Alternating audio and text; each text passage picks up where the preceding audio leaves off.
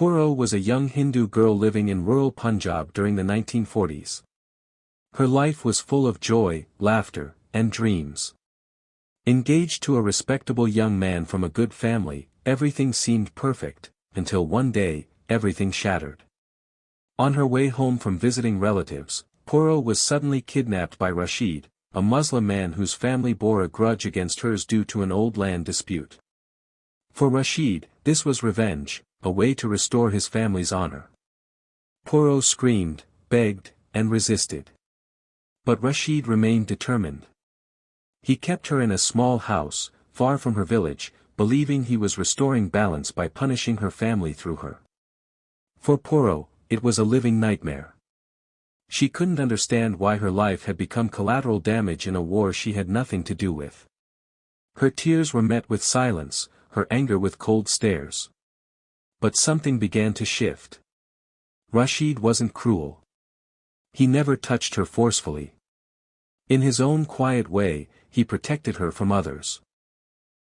The fire in his eyes started fading, replaced by guilt and hesitation. He began to see not just a Hindu girl, but a brave, broken woman who refused to surrender. What began as an act of vengeance turned into a complicated, silent connection, something neither of them could name.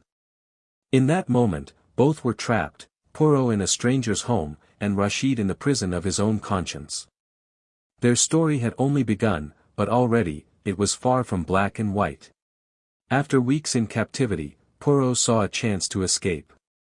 She ran through fields and villages until she finally reached the doorstep of her home, breathless, bruised, but hopeful. Her mother opened the door and gasped in shock. Her father, brothers, and even neighbors gathered around, staring at her like a ghost.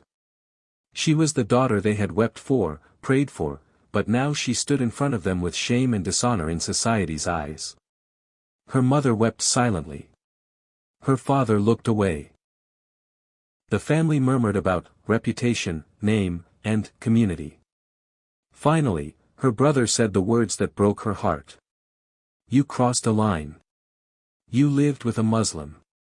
How can we take you back now?" Puro couldn't believe it. She had fought so hard, survived so much, only to be rejected by the very people she thought would protect her. Her cries turned into numb silence. The door closed on her face, not because she was guilty, but because society deemed her tainted. For her family, social status meant more than love. Her pain was less important than public opinion. And so, the girl who once dreamed of marriage and motherhood stood alone, disowned by her blood. This was not just betrayal, it was abandonment. And in that moment, Puro realized something deeper. Sometimes, the people you expect to rescue you are the ones who chain you down the most. Her home had become her first prison, and now it was no longer hers. Rashid never expected to feel anything for Puro beyond vengeance. But after she was rejected by her family and left with nowhere to go, he brought her back, not as a captive, but with quiet respect. Days turned into weeks. The girl who once stared at him with hatred now looked at the world with deep sadness.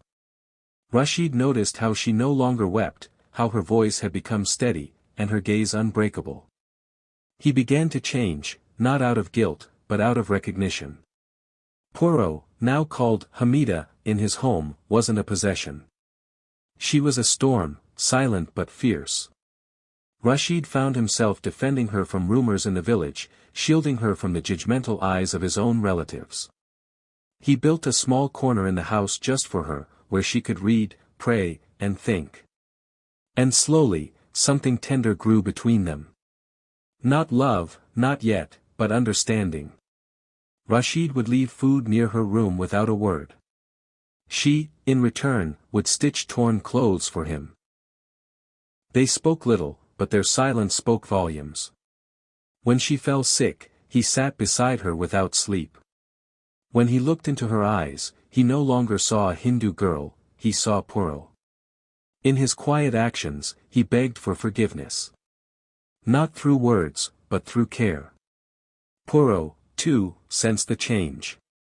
Rashid had captured her body, but now he was freeing her soul. He no longer wanted her to stay, he wanted her to choose. The man who once kidnapped her now waited outside her door every day, not as a captor, but as a man quietly hoping for redemption. As 1947 arrived, so did the storm of partition. India was being split into two nations, India and Pakistan, and with that came one of the largest mass migrations in history. Violence erupted. Trains filled with dead bodies crossed the borders. In villages, neighbors turned against each other. In this chaos, women were the worst victims, kidnapped, raped, sold, and forgotten. Hamida, formerly Puro, watched the world fall apart. But this time, she didn't hide. She began rescuing girls like herself, Hindus trapped in Muslim homes, Muslims trapped in Hindu areas. She brought them to safety, fed them, protected them. In their broken faces, she saw herself. In their stories, she found her purpose. She was no longer a victim. She was a warrior. When government officers came asking women to return to their original families, many girls refused. Like Puro, they had made new homes, new lives. The world wanted to restore them, but no one asked them what they wanted. Puro helped girls decide for themselves. Some chose to go back. Others, like her, decided to stay. She looked at both sides of the new border and realized. A cage exists on either side if you don't choose your path yourself. This was no longer about religion. It was about identity, about survival, and most of all, about dignity. In the final chapter of her journey, Puro meets her former fiancé in a refugee camp. He recognizes her immediately and says with tears, "Come back. We can start over. I never stopped loving you." For a moment, Puro stands still. Her past flashes before her eyes, the girl she used to be, the dreams she once had. But then she remembers the woman she has become. Her silence breaks. "I'm not the same Puro. I've lived a life you'll never understand. I've made choices, felt pain, and found strength I didn't know I had." The man lowers his eyes. "You became one of them," he whispers. She replies, "No. I became myself." She walks away from her past, not with bitterness, but with calm pride. She returns to Rashid, not because she has to, but because she wants to. He meets her with quiet eyes, asking nothing. And in that moment, Puro finally feels free. The Pinjar, the cage, is broken. Not by escape, but by acceptance. If her story touched your heart, don't forget to like, share, and subscribe, because this is Text to Heart, where stories speak to your soul and awaken your spirit.